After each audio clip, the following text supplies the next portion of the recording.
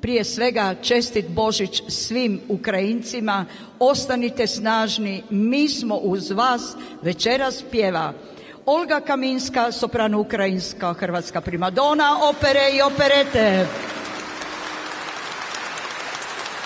Iz Ukrajine gitaristica Viktorija Kulikovska. Dvije skladbe, jedna svjetski poznata Ščedrik, oprostite ako nisam baš dobro izgovorila, ali od srca je Ščedrik, i ova druga je prekrasan spoj vjerskog i narodnog.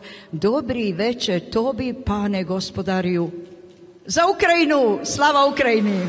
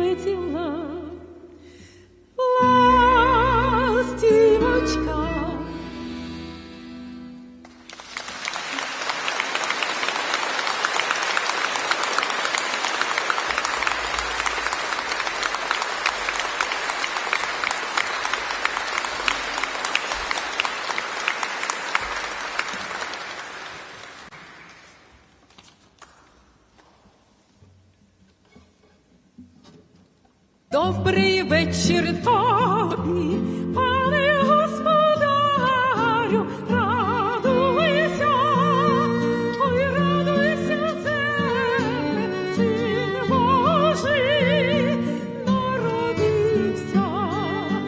Застеляйте столи та всякими лавами, радуйся, ой, радуйся, земле, Син Божий